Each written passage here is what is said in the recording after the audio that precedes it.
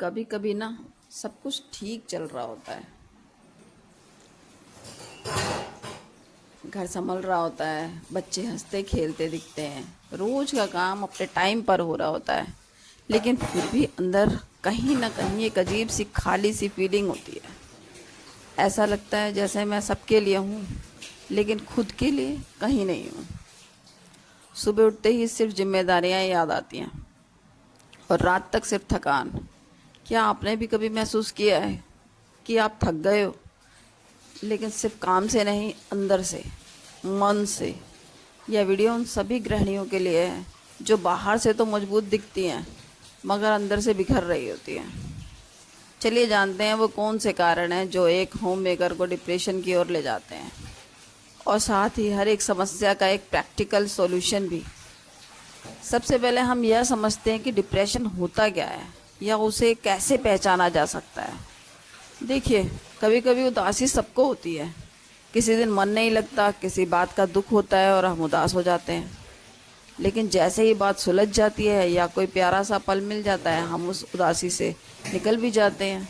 यह नॉर्मल है, यह डिप्रेशन नहीं है, ये नॉर्मल स्थिति है। लेकिन जब यह उदासी लगातार 2-3 हफ्तों तक रहे, जब हर दिन सुबह उठकर लगे कि जीवन में कुछ भी अच्छा नहीं है, जब आपके अंदर से हर एक काम करने की हिम्मत ख़त्म हो जाए, ना काम में मन लगे, ना किसी से बात करने का मन करे, जब आपको लगने लगे कि जीवन में कोई मोटिवेशन ही नहीं रहा, और कभी कभी तो यह सोच भी आए कि क्या मैं सब कुछ ख़त्म ही कर दूं, तो समझ जाइए यह डिप्रेशन हो सकता है। डिप्रेशन का मतलब सिर्फ उदासी नहीं होता है। इसका मतलब होता है वो उदासी जो आपके जीवन को प्रभावित कर रही है।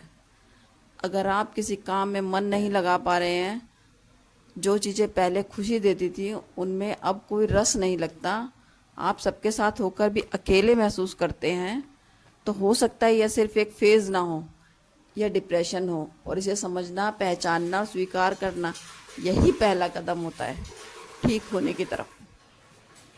कभी कभी मन बस चाहता है कि कोई चुपचाप हमारे पास बैठ जाए, कुछ ना कहे, बस इतना बोले, मैं समझती हूँ तुम्हें, मैं समझती हूँ तुम्हारा दर्द।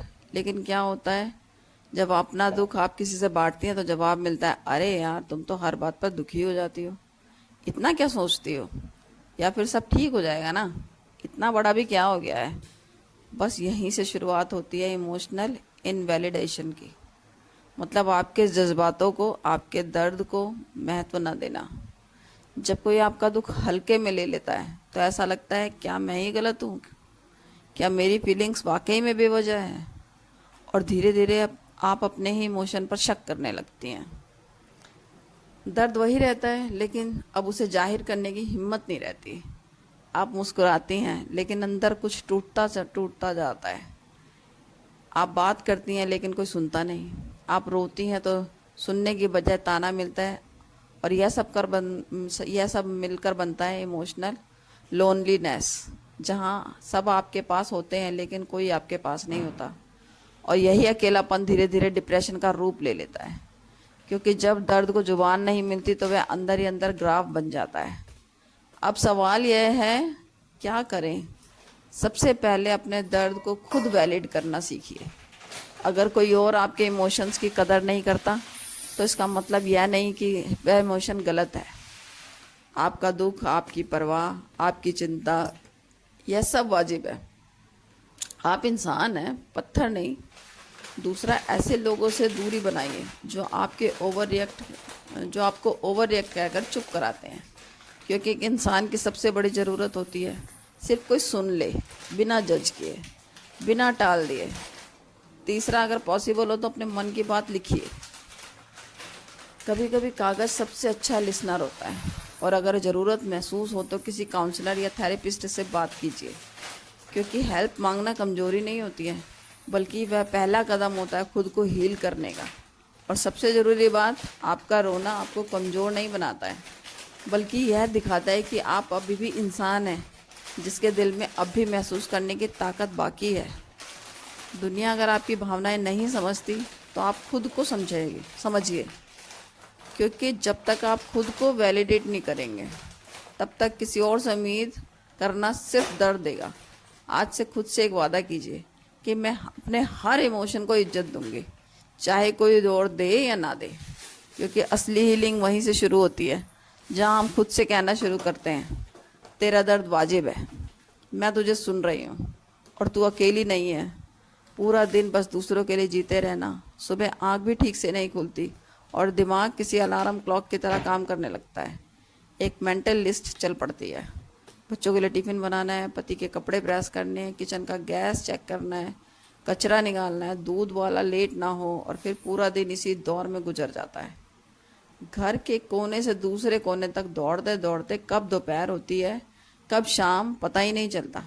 कभी दवाई लेने जाना है, कभी किसी को डॉक्टर को दिखाना है, कभी रसोई का गैस सिलेंडर ख़त्म हो गया, तो कभी मेहमान आ गए बिना बताए। एक वक्त ऐसा आता है जब शाम को, जब सबका काम ख़त्म होता है और थोड़ी देर बैठने का मौका मिलता है, तो लगता है कि थकान हद से ज़्यादा हो गई है।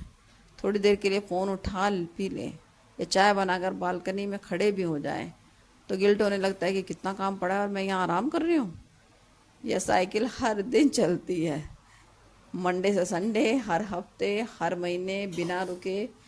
लेकिन कभी आपने खुद से ये सवाल पूछा है कि मैं खुद के लिए क्या कर रही हूँ? क्या मैंने अपने लिए कुछ किया है आज? क्या मैंने खुद से एक बार प्यार से बात भी की है? ज़्यादातर गृहिणियों का जवाब होता है, वक्त ही नहीं मिलता, कैसे करें? और जब तब तक ऐसा समय आता है कि वो फिर खालीपन सा लगता है। इस खालीपन से उदासी, इरिटेशन और डिप्रेशन जैसे इमोशंस पैदा होने लगते हैं। लेकिन इसका सॉल्यूशन भी है और वह बहुत सिंपल है। अपने लिए थोड़ा वक्त निकालिए, चाहे वह 10-15 मिनट ही हो। यह वक्त सिर्फ आपका होना चाहिए। उस वक्त आपको किसी और के फ़ोन का जवाब नहीं देना, किसी और के लिए चाय नहीं बनानी और किसी का काम नहीं देखना है। सिर्फ अपने मन से पूछना है, मैं क्या करना चाहती हूँ। चाहे वह एक छोटी डायरी लिखना हो, एक कप चाय के साथ कुछ फेवरेट म्यूज़िक सुनना हो, सिलाई, पेंटिंग, गार्डनिंग, या बस छत पर अकेली बैठना हो, या कुछ भी। यह छोटी छोटी चीज़ें आपके दिल को भरने लगेंगी। आपको एक बार फिर से खुद से मिलने का मौका मिलेगा। और याद रखिए, जब एक औरत खुश होती है ना, तो उसकी मुस्कान घर के हर कोने में रोशनी की तरह फैलती है। अपने अस्तित्व को भूलना मत। आप सिर्फ माँ, पत्नी, बहू या बेटी नहीं हैं। आप एक पूरी व्यक्ति हैं जिसके अपने सपने, अपनी फीलिंग्स और अपने इमोशंस हैं। हर दिन थोड़ा सा वक्त सिर्फ खुद के लिए ज़रूर निकालिए, क्योंकि अगर आप नहीं तो कुछ भी नहीं। हर दिन आँख खुलते ही वही सोच, आज क्या बनाना है, आज बच्चों के टिफ़िन में क्या बनेगा, पति की चाय, कपड़े, फिर सफाई। एक रूटीन जो कभी नहीं रुकता। कुछ अलग नहीं है, कुछ नया नहीं है। ज़िंदगी जैसे एक मशीन बन गई हो, सेम बटन दबाओ और वही प्रोसेस रिपीट हो जाए। पहले लगा करता था घर संभालना एक सुख भरा काम है, पर जब सालों से हर दिन एक जैसा काम हो जाए, बिना किसी तारीफ के, बिना किसी वीकेंड ब्रेक के, तो वह काम सुख नहीं, एक थकान बन जाता है। और उस थकान का सबसे बुरा हिस्सा होता है, उसमें से कोई एक्साइटमेंट नहीं होती। सुबह से शाम तक निकल जाती है, पता ही नहीं चलता। लेकिन उसमें अपने लिए एक पल भी ना निकाल पाए, यह सोचना भी मुश्किल लगता है। और फिर धीरे धीरे ज़िंदगी सिर्फ एक चेकलिस्ट बनकर रह जाती है। गैस ऑफ किया है कि नहीं, यूनिफॉर्म प्रेस हो गई, सब लंच खाकर निकले या नहीं। ऐसा लगता है जैसे एक टाइम के बाद हम जीना नहीं, निभाना शुरू कर देते हैं। खुद से दूर, अपने अंदर के जज्बात से दूर, वो सब चीज़ें जो कभी खुशी देती थी, सब कहीं पीछे छूट जाती हैं। और इसी रिपीटेशन से उभर कर आता है एक इमोशनल एब्स्टिनेंस, एक डलनेस, जो डिप्रेशन का पहला सिग्नल बन जाता है। क्योंकि जब ज़िंदगी में नयापन नहीं होता तो मन भी मुरझाने लगता है। एक वक्त के बाद हम खुद महसूस करना बंद कर देते हैं। लेकिन इस साइकिल को तोड़ने के लिए किसी बड़े चेंज की ज़रूरत नहीं होती है। छोटी छोटी चीज़ें भी ज़िंदगी में रंग भर सकती हैं। जैसे हर वीक एक नया डिश ट्राई कर लेना, सिर्फ अपने साथ बैठना, अपने लिए बैठना, किसी म्यूज़िक पर थोड़ा डांस कर लेना या म्यूज़िक को सुन लेना। रूटीन वही, लेकिन आप थोड़ा सा उसमें ट्विस्ट ज़रूर होना चाहिए। हम हर दिन सिर्फ दूसरों के लिए जीते हैं तो अंदर से खाली हो जाते हैं, लेकिन जब हम खुद के लिए एक छोटी सी जगह बनाते हैं तो वही रूटीन फिर से जीवित हो जाता है। ज़िंदगी मशीन नहीं है और आप उस मशीन की ड्राइवर नहीं हैं, आप उस ज़िंदगी की रूह हो। वही रूटीन भी खूबसूरत लगता है जब उसमें खुद के लिए एक नया रंग हो, एक नई मुस्कुराहट हो। आप डिज़र्व करती हैं एक मोनोटोनी से उभर कर एक नए जोश से जीने का एहसास। आपको सिर्फ याद दिलाने की ज़रूरत है कि ज़िंदगी रिपीट होने के लिए नहीं, महसूस होने के लिए बनी है। इंस्टाग्राम खोलते ही एक चमकती हुई दुनिया सामने आ जाती है। सफ़ेद सोफ़े, खूबसूरत बाल, मुस्कुराते चेहरे, और फिर आईना देखती हूँ तो लगता है मैं तो कुछ भी नहीं हूँ। यह कंपैरिजन की आग अब हमारे अंदर धीरे धीरे हीन भावना की शक्ल ले चुकी है। सुबह उठते ही मोबाइल खोलो, किसी की वोकेशन चल रही है, किसी ने नई कार खरीदी है, किसी ने वेट लॉस जर्नी दिखा दी, तो किसी के बच्चे फ्लुएंट इंग्लिश बोल रहे हैं, और आप सोचते हैं क्या मैं पीछे छूट गई हूँ। घर के कोनों में बिखरे खिलौनों को समेटते हुए या घर के सामानों को समेटते हुए जब आप किसी और की परफेक्ट ज़िंदगी देखते हैं तो अपना रियलिटी वाला घर फेडेड सा लगने लगता है। कभी मन ही मन गिल्ट होता है कि मैं खुद के लिए कुछ क्यों नहीं कर पाई। कभी लगता है शायद मुझ में ही कुछ कमी है। लेकिन सच कहें, वह जो आप देख रही हैं ना, वह सिर्फ एक फ्रेम है, एक केयरफुली चुना हुआ फ़िल्टर। उसके पीछे भी थकान है, कन्फ्यूज़न है, अकेलापन है, बस वह दिखता नहीं है। कंपैरिजन करने से हमारी मेहनत कम नहीं होती, लेकिन हमारी खुशी ज़रूर कम हो जाती है। आपने जो ज़िंदगी जी है ना, घर संभालना, बच्चों को पालना, बिना किसी तालियों के, वह भी कोई किसी कम अचीवमेंट से कम नहीं है। सोशल मीडिया पर जब हम देखते हैं उनकी एडिटेड रियलिटी है, और जो आप जीती हैं वह आपकी प्योर रियलिटी है।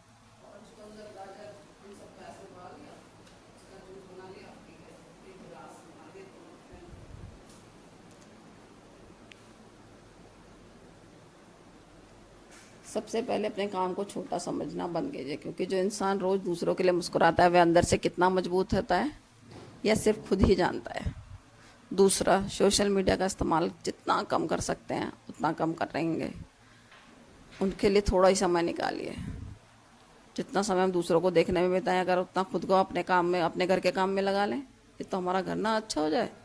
हर दिन अपने घर को अच्छा करने के लिए कुछ ना कुछ प्रयास जरूर करें। कभी अलमारी, कभी कुछ, कभी कुछ, कभी कहीं किचन गया, कभी हर चीज़ करते करते आपका घर एवरी टाइम चमकता रहेगा। अंत में कंपैरिजन से हीन भावना नहीं बल्कि इंस्पिरेशन पैदा होनी चाहिए। किसी की सक्सेस देखकर दुखी मत होइए, बल्कि खुद से कहिए अगर वह कर सकते हो तो मैं भी कर सकती हूँ। अपने तरीके से अपने समय पर आपकी ज़िंदगी भी चमक सकती है। बस आपको अपनी रोशनी को पहचानना है, क्योंकि रोशनी हमेशा बाहर से नहीं आती, कई बार वह हमारे अंदर ही होती है, बस हमें उसे जलाना नहीं आता।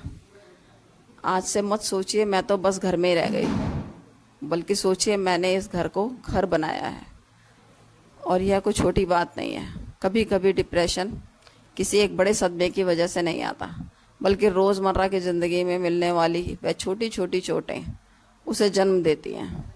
जब दिन भर सबके लिए भाग दौड़ करने के बाद भी कोई थैंक यू तक ना बोले, जब आपके अच्छे कपड़े पहनने पर भी कोई कह दे किसके लिए सज रही हो, जब आपकी बात को बार बार काटा जाए या यूं ही कहा जाए तुम्हें क्या समझ है दुनिया की, जब कोई कहता है देखो उसकी बहू तो नौकरी भी करती है, या उसकी पत्नी तो नौकरी भी करती है, घर भी संभालती है, तो मन में लगता है जैसे आपने जो किया वह सब कम है।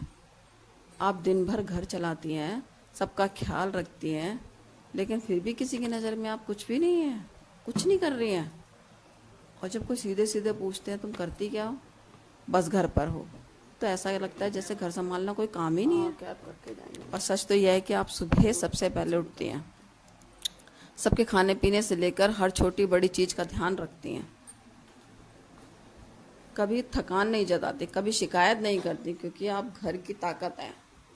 आपका काम दिखता नहीं, लेकिन उसी से घर चलता है। ऐसी बातें जब कोई और कहता है तो चुभती हैं, लेकिन जब खुद अपने ही लोग कहते हैं ना, तो वह चुभन दर्द बन जाती है। औरत को लगता है क्या मैं वाकई में कुछ नहीं कर रही हूँ? क्या मेरा घर संभालना, बच्चों की देखभाल करना, हर किसी की ज़रूरत पूरी करना, क्या ये सब कोई कम काम है? धीरे धीरे ये तुलना आत्मविश्वास को खो देता है। एक दिन वही औरत जो पूरे घर को संभालती थी, अपने ही अंदर से हारने लगती है। अब सवाल यह है कि इसका हल क्या है? पहला कदम है कि तुलना से बाहर आइए। हर औरत की ज़िंदगी, उसकी परिस्थिति, उसकी प्राथमिकताएं अलग होती हैं। आप जो कर रही हैं वह किसी भी नौकरी से कम नहीं है। घर संभालना एक 24 घंटे वाला काम है, जिसमें छुट्टी नहीं होती, तारीफ नहीं होती, सैलरी तो बिल्कुल ही नहीं होती। फिर भी आप हर दिन मुस्कुरा कर हर काम को करती हैं। दूसरा, अपनी पहचान को खुद परिभाषित कीजिए। आप किसी की बहू, किसी की माँ से पहले खुद एक इंसान है। अपनी अच्छाइयाँ याद कीजिए। आप किस बात में अच्छी हैं, कौन सी चीज़ आपके करने से बेहतर होती है, वहीं से आत्मविश्वास लौटता है। तीसरा, जब कोई तुलना करे तो खामोश रहने के बजाय मुस्कुराकर जवाब दीजिए, हाँ मैं बहुत अच्छा कर रही हूँ और मैं भी अपनी तरफ से पूरी कोशिश कर रही हूँ। कभी कभी आपकी शांति मुस्कान दूसरे की तुलना को बेअसर कर देती है। और चौथा, अगर कोई बात बार बार दिल को दुखा रही है तो श्री कृष्ण कहते हैं ना, जब तुम्हारा मन बार बार उसी बात पर टिकता है जो दुख देती है, तो तुम उस दर्द को ही अपना भोजन बना रहे हो। छोड़ दो उसे। जैसे नदी बहती है वैसे उस विचार को भी बह जाने दो। वह तुम्हारा सत्य नहीं है, वह बस एक अनुभूति है जो बदल जाएगी। तुलना से जीतने का तरीका किसी को हराना नहीं है, बल्कि खुद को समझना है। आप क्या कर रही हैं उसे किसी को समझाने की ज़रूरत नहीं है, लेकिन खुद को समझना ज़रूरी है। मैं सबकी सुनती हूँ, सबके लिए करती हूँ, पर मेरी कौन सुनता है।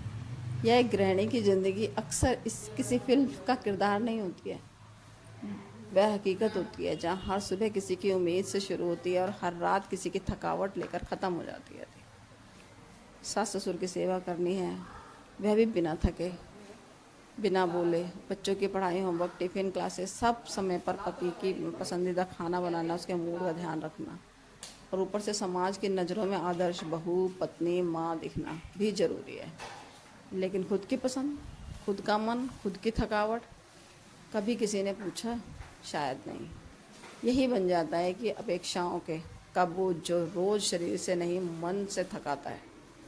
धीरे धीरे एक औरत खुद को भूलने लगती है, खुद की भावनाओं को, अपने सपनों को अपने मन के किसी कोने में दफना देती है। अब सवाल यह है कि उस बोझ को उतारा कैसे जाए। पहला कदम, खुद से ईमानदारी से बात कीजिए। क्या आप सच में खुश हैं? क्या आप भी कभी बिना गिल्ट के आराम करना चाहती हैं? अगर हाँ, तो यकीन मानिए आपको इसका हक है। दूसरा, ना कहना सीखिए। हर काम आप ही करें यह ज़रूरी नहीं, कभी किसी और को भी जिम्मेदारी देने दीजिए, सिर्फ इसलिए कि आप घर की औरत हैं। आप मशीन नहीं बन सकती। तीसरा, हर दिन कुछ समय सिर्फ अपने लिए निकालिए, चाहे वह 10 मिनट ही क्यों ना हो, पर उसमें ना कोई काम, ना कोई फ़ोन कॉल, बस आप और आपकी पसंद का काम। किताब पढ़ना, चाय पीना, वॉक पर जाना, कुछ भी, पौधे का काम करना। चौथा, अपने जज्बातों को शेयर कीजिए, पति से, बच्चों से या डायरी से। आपके मन में जो चल रहा है उसे बाहर आने दीजिए। छिपे हुए दर्द भीतर ही भीतर दीमक बन जाते हैं। और सबसे ज़रूरी, अपने अंदर छुपी उस औरत को फिर से पहचानिए जो कभी सपने देखती थी, हंसती थी, खुलकर बोलती थी। आज भी वही है, बस जिम्मेदारियों की गर्द ने आपको ढक दिया है। थोड़ा खुद पर ध्यान दीजिए, आपका बोझ थोड़ा थोड़ा हल्का लगने लगेगा। आप सब कुछ कर सकती हैं, लेकिन सब कुछ करते हुए खुद को खोना ज़रूरी नहीं। थोड़ी खुद से भी मोहब्बत कीजिए। आप इन सब चीज़ों की हकदार हैं। हर औरत के भीतर एक दुनिया होती है, एक ऐसी दुनिया जहाँ रंग होते हैं, सुर होते हैं, अल्फाज होते हैं, पर शादी और जिम्मेदारियों के बाद वो दुनिया धीरे धीरे धीमी होती जाती है और फिर एक दिन खामोशी से भर जाती है। बहुत सी गृहिणियाँ होती हैं जो बहुत कुछ कर सकती थी। किसी का सुर इतना मधुर होता है कि गा सकती थी मंचों पर, कोई शब्दों से भाव लिख सकती थी जो दिल को छू जाए, कोई सिलाई, कढ़ाई, मेहंदी, डिज़ाइनिंग में इतनी माहिर होती है कि एक बिज़नेस चला सकती थी। पर वह सब अधूरा रह जाता है क्योंकि समय नहीं मिलता। कोई कहता है अब इस उम्र में क्या फ़ायदा, क्या खुद ही सोचती है अब कौन समझेगा, किसके लिए करूं। बस यहीं से शुरू होता है अंदर का खालीपन। हर बार जब वो किसी और को अपने जैसे काम करते देखती है, उसका मन कहता है मैं भी कर सकती थी, पर फिर वह ख्याल दबा देती है जैसे बाकी सबने दबाए थे। लेकिन सच यह है, अधूरे सपने सिर्फ सपने नहीं होते, वो दिल में एक पीस बनकर रह जाते हैं जो धीरे धीरे डिप्रेशन का रूप ले लेते हैं। समाधान क्या है? सबसे पहले अपने आप से एक वादा कीजिए, मैं फिर से शुरुआत करूँगी। कितना भी समय बीत गया कोई फ़र्क नहीं पड़ता। अगर आप गाती थी तो फिर से गाइए। यूट्यूब, इंस्टाग्राम पर छोटे छोटे वीडियोस डालिए। अगर आप लिखती थी तो एक डायरी से शुरू कीजिए, फिर ब्लॉग बनाइए, फेसबुक पर पेज बनाइए। अगर आपको ब्रेकिंग न्यूज़ की तरह बोलना आता है तो आप न्यूज़ बोलिए। सच्ची बात है, इसके लिए बाहर दुकान खोलने की जाने की भी ज़रूरत नहीं है, आप घर से ही अपना शुरुआत कर सकती हैं। आजकल बच्चों के बर्थडे पार्टी, स्कूल फंक्शन या सोसाइटी गेट टुगेदर्स में पर्सनलाइज्ड फोकस की केक्स की भी बहुत डिमांड है। लोग कुछ नया नया हर समय करते रहते हैं। हमें भी जो आता है हम उस चीज़ों को कर सकते हैं, अपने आप को इम्प्रूव कर सकते हैं।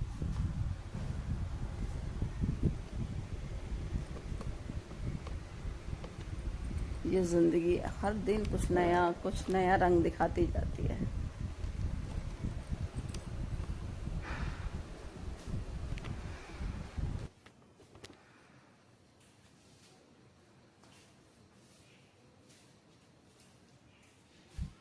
मेरे वीडियो को लाइक और सब्सक्राइब जरूर करें।